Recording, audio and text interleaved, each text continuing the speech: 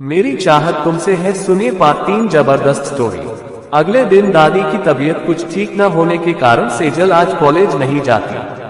वहीं पर आर्यन, जिसे रात भर कॉलेज पहुंचने की बेचैनी में नींद ही नहीं आई, सुबह 7 बजे ही नहा धोकर तैयार होकर ऋषभ को उठाते हुए क्या कर रहा है, जल्दी उठ। ऋषभ एक आंख खोलते हुए, कितने बज गए? आर्यन 7 बज रहे हैं, जल्दी कर, लेट हो जाएंगे। ऋषभ चौंकते हुए आर्यन को देखता है। इतनी सुबह सुबह कौन सी मीटिंग है आज, और आज किस खुशी में चमक रहा है? आर्यन ऋषभ को घूरते हुए, तुझे रात को बताया था ना कॉलेज जाना है, तो सिर्फ 10 मिनट दे रहा हूँ, जल्दी नीचे आ, बोलकर नीचे चला जाता है। ऋषभ कुढ़ते हुए उठता है, बिना नहाए धोए वैसे ही नीचे आ जाता है। नीचे आकर अंश और विक्रम ऑफिस के बैकसाइड में बने रूम में ही सो रहे थे। उन्हें उठाकर अंश को अपने साथ ले जाते हैं। अंश आंख मलते हुए ड्राइविंग सीट पर बैठता है। ऋषभ कार में बैठते ही आंखें बंद कर बैठ जाता है। ऋषभ बोला, जब कॉलेज पहुंच जाए तब बता दियो। अगले दिन दादी की तबीयत कुछ ठीक न होने के कारण सेजल आज कॉलेज नहीं जाती। आर्यन दोनों को गुस्से से देखता है, हट यहाँ से, इसकी तो लड़की में ढूंढता हूँ आज। ऋषभ अंश को तेजी से हिलाते हुए, जल्दी से उठना। अंश हड़बड़ाते हुए नींद से उठता है, भाई पहुंच गए। ऋषभ, हाँ अब जल्दी नीचे उतर, वरना आज ये आर्यन हमें ऊपर पहुंचा देगा। अंश तेजी से कार से उतरता है। ऋषभ बोला, बता अब हमें क्या करना है? आर्यन, लड़की को ढूंढना है।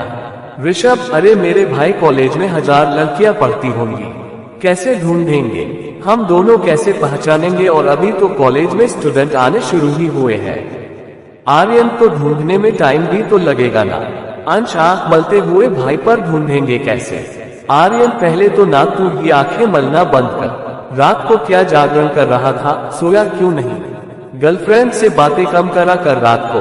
अंश मासूम सा चेहरा बनाते हुए, भाई इतनी सुबह कभी उठते नहीं ना। आर्यन, ठीक है, कल से पहले ही नहा धोकर आएंगे। ऋषभ और अंश ये सुनते आंखें बड़ी कर पहले तो एक दूसरे को देखते हैं, फिर आर्यन को देख दोनों एक साथ रो जाना है यहाँ सुबह। आर्यन बोला, पहले अभी तो ढूंढो, कल का कल देखेंगे। ऋषभ, अब बताएगा ढूंढना कैसे है? आर्यन मुस्कुराते हुए, कल उसने ब्लैक कलर का सूट पहना था, लंबे बाल की चोटी बनाई हुई थी, बहुत ही प्यारी आंखें हैं, और सबसे सुंदर उसके गुलाबी होठ, और वो बहुत सुंदर। ये सुन अंश चौंकते हुए कभी ऋषभ को तो कभी आर्यन को देख रहा था। वही ऋषभ अपने दोनों हाथों को आपस में फोल्ड कर खड़ा हुआ था, और आर्यन को बहुत ही गुस्से से घूरा जा रहा था। आर्यन, ऐसे क्या घूर रहा है? ऋषभ आर्यन को घूरते हुए, वो आर्यन है जो 3 दिन तक एक ही कपड़े को पहनती रहेंगी। हम ब्लैक ड्रेस वाली को ही ढूंढे, हर लड़की को पकड़ पकड़ कर चेक करते रहे कि उसने पिंक कलर की लिपस्टिक लगाई है या नहीं, उसकी आंखें सुंदर है या बेहंगी है, या हर लड़की से ये पूछे कि उसका गोरा रंग मेकअप से है या ऊपर से ही गोरी टपकी है। आर्यन चुप हो जाता है। ऋषभ पागल हो गया है एक लड़की के पीछे, और पहले तो ये तो पता चले कि तू ढूंढ क्यों रहा है। आर्यन रोनी सूरत बनाते हुए, पता नहीं, बस मुझे उससे मिलना है। ऋषभ, खुद को शांत कर, तू तो पहचानता है ना उसे? आर्यन, हाँ, कभी नहीं भूल सकता वो चेहरा। ऋषभ, चल फिर हर क्लास में जाकर ढूंढते हैं, हम दोनों तेरे साथ ही रहेंगे। आर्यन खुश होते हुए, ठीक है। अंश, पर भाई, कॉलेज में ऐसे बिना किसी परमिशन के कैसे घूम सकते हैं? आर्यन, तो कल किसके बाप की परमिशन ली थी हमने? अंश, भाई वो तो हमें बस लाइब्रेरी तक जाना था, तो वैसे भी हम किसी की नजर में नहीं आए, पर आज तो पूरे कॉलेज में घूमना पड़ेगा, तो किसी टीचर ने पकड़ लिया तो। ऋषभ बोला, तुम दोनों क्लासेज में चलो, प्रिंसिपल से मैं परमिशन लेकर आता हूँ। आर्यन बोला, ठीक है। आर्यन पूरे कॉलेज में सेजल को ढूंढता है, पर वो नहीं मिलती। लास्ट में गुस्से में आकर कार में बैठ जाता है। ऋषभ और अंश भी आकर कार में बैठ जाते हैं। आर्यन की आंखों से पता चल रहा था कि अभी उससे गुस्सा भी आ रहा है और वो उदास भी है। ऋषभ, यार हो सकता है वो इस कॉलेज में पढ़ती ही न हो, किसी काम से आए हो। आर्यन कोई जवाब ना देकर अंश से, चल यहाँ से। अंश, ठीक है भाई, बोलकर कार स्टॉप करता है। आर्यन रूम में आकर दीवान पर लेट जाता है। ऋषभ उसके पास बैठते हुए, आर्यन, बोलना हुआ क्या है? क्यों इतना डेस्परेटली उस लड़की को ढूंढ रहा है? आर्यन उठकर बैठते हुए, नहीं पता यार, बस उसकी आंखें मेरा पीछा नहीं छोड़ रही। आंखें बंद कर रहा हूं तो उसी का चेहरा सामने घूम रहा है। उसके बारे में सोचकर मुस्कुराने का मन कर रहा है। मन कर रहा है उसको यहाँ अपने सामने बैठा कर खूब बातें करूं। जब एहसास हो रहा है कि पता नहीं अब कभी मिलेंगी कि नहीं, तो कुछ खोने का डर लग रहा है। मुझे नहीं पता कि क्यों हो रही है ये बेचैनी याद। ऋषभ मुस्कुराते हुए उसे देखता है। आर्यन ऐसे क्यों घूरता रहता है मुझे?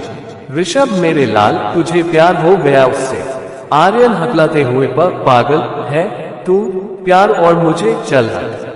ऋषभ तो बता बेटा, फिर ये क्या है? आज तक कभी किसी भी लड़की के लिए तुझे ऐसा नहीं देखा। अरे तू तो लड़की की तरफ देखता तक नहीं था, तू ही बता। अंश बोला, हाँ भाई, कल देखा था हमने आपका चेहरा, बिल्कुल गुम थे आप। हम तो इसके जाने के बाद ही पहुंचे थे आपके पास। आपको प्यार हो गया है पहली नजर का। ऋषभ पास में पड़े हुए म्यूजिक प्लेयर में गाना लगाता है। प्यार हुआ, इकरार हुआ है, प्यार से फिर क्यों डरता है दिल? ऋषभ अंश को लेकर डांस करने लगता है। आर्यन के फेस पर स्माइल आ जाती है। कहता है, दिल, रास्ता मुश्किल मालूम नहीं है, कहाँ मंजिल, प्यार हुआ, इकरार हुआ। ऋषभ आर्यन का हाथ पकड़कर डांस करने लगता है। गाने की आवाज सुन यहाँ विवेक और विक्रम भी आ जाते हैं।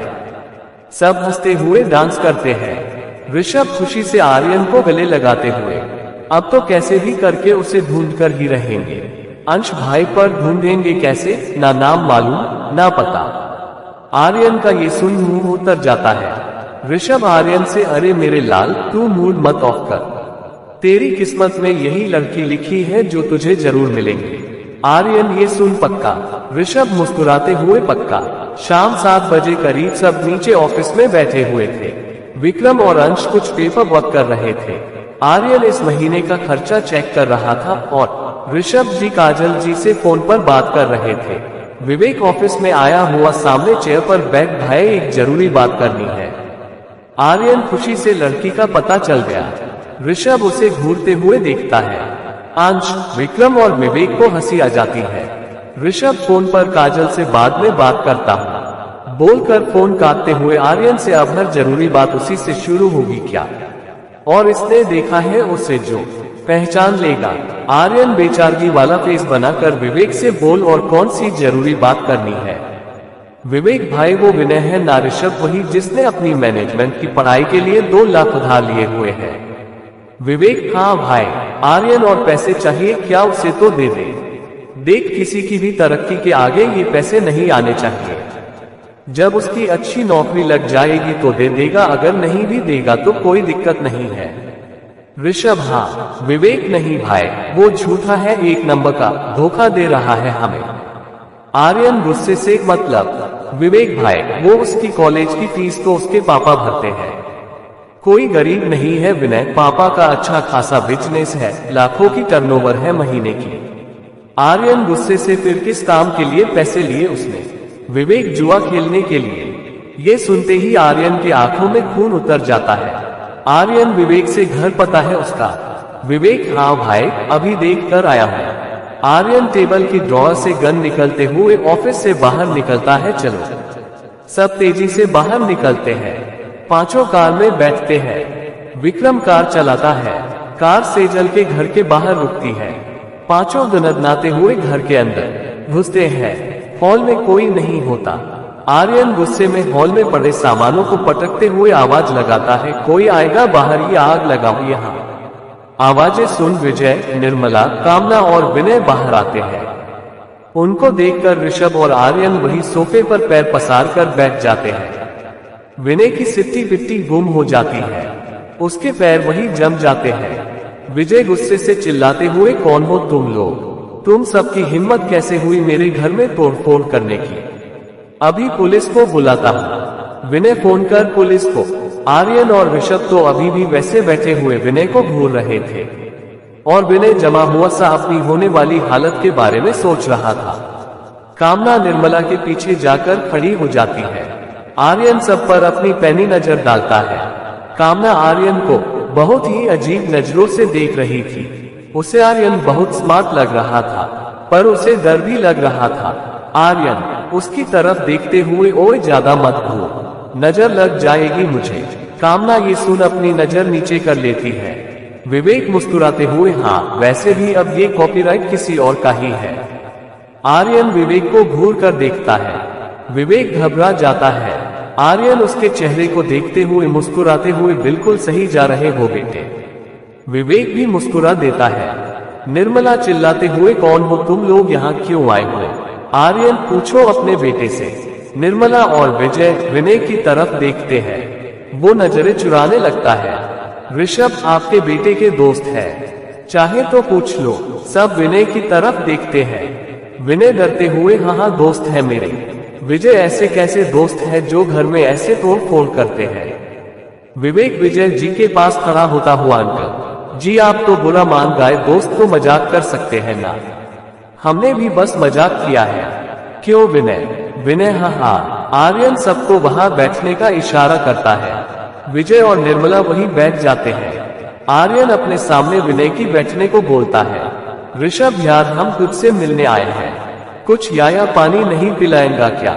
ऋषभ अपने हाथ में गन पकड़ते हुए बोलता है। विनय हो भाई? विनय अपनी मम्मी की तरफ देखता है। विजय और निर्मला समझ तो जाते हैं कि कुछ तो गड़बड़ है, पर चुप रहते हैं। चाची सेजल को चिल्लाते हुए आवाज लगाती है, सेजल घर में मेहमान आए हैं, सबके लिए चाय पानी ला जल्दी। आर्यन अपने कान पर हाथ रखते हुए, आंटी जरा धीरे बोलो, चिल्ला क्यों रही हो? निर्मला वो ऊपर है ना? उनकी नजरें ऋषभ के गन पर ही थी। आर्यन हंसते हुए, अरे इस गन से हम कुछ नहीं करेंगे तुम्हें, बस विनय की ओर देखते हुए, किसी को सबक सिखाएंगे। विक्रम आंटी जी बुला दीजिए, जिनको बुला रही थी, कुछ चाय पानी पी ले। निर्मला हाँ में सिर हिलाते हुए ऊपर जाती है। सेजल ऊपर छत पर बैठकर पढ़ रही थी। निर्मला सेजल को देख गुस्से से, तुझे सुनाई नहीं देता क्या? यहाँ घर में भूकंप आने को है, चल जल्दी किचन में जा, कुछ लोग आए हैं, सबके लिए चाय पानी लेकर आइए। सेजल डरते हुए, जी चाची बोलकर नीचे आ किचन में चली जाती है। इधर आर्यन विनय से बोल, अब झूठ क्यों बोला? विनय डरते और हकलाते हुए, भाई माँ माफ कर दो। आर्यन गुस्से में ऋषभ के हाथ से गन छीनकर विनय की तरफ करके दांत भींचते हुए, झूठ क्यों बोला? विजय क्या किया है इसने, मुझे बताओ। आर्यन तो ठीक है, आप सुनो, आपके इस कपूत ने हमसे 2 लाख रुपए उधार लिए हैं, वो भी अपनी कॉलेज फीस भरने के नाम से। विजय विनय को गुस्से से घूरते हुए, क्या कह रहा है ये? विनय कोई जवाब नहीं देता। विजय आर्यन से, ये क्यों लेगा तुमसे पैसे, इसकी फीस में भरता हूँ। विवेक जुआ खेलने के लिए झूठ बोलकर लिए इसने। विजय विनय को घूर कर देखते हैं, पर फिर अपने बेटे को गलती छिपाते हुए, तो तुम्हें मुझसे पूछकर देने चाहिए थे ना, मैं नहीं दूंगा कोई पैसे, निकलो यहाँ से वरना मैं पुलिस बुला लूंगा।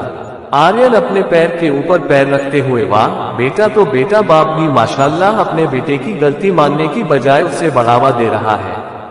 आर्यन विवेक की तरफ गन फेंकते हुए, ले। विवेक गन कैच कर लेता है। विवेक ने वो गन विनय की खोपड़ी पर तान दी। आर्यन पैर फैलाते हुए बोला, पुलिस सब यही बैठे हैं, हम सबकी सिट्टी पिट्टी गुम हो जाती है। कामना तो चाची को कसकर पकड़ वही कोने में खड़ी हो जाती है। किसी के मुंह से एक शब्द नहीं निकलता। तभी सबका ध्यान एक साथ कई बर्तन गिरने की आवाज की तरफ जाता है। दोस्तों आगे सुनिए पार्ट 3, और अगर स्टोरी अच्छा लग रहा हो तो स्टोरी को लाइक कर दीजिए, यूट्यूब चैनल को सब्सक्राइब कर लीजिए और घंटी का निशान दबा दीजिए, ताकि जैसे ही मैं अगला पार्ट अपलोड करूं आपके पास नोटिफिकेशन आ जाएगा। और पेज को फॉलो कर लीजिए और कमेंट्स करके बताइए स्टोरी आपको कैसी लग रही है। और आप लोगों को सपोर्ट करने के लिए धन्यवाद।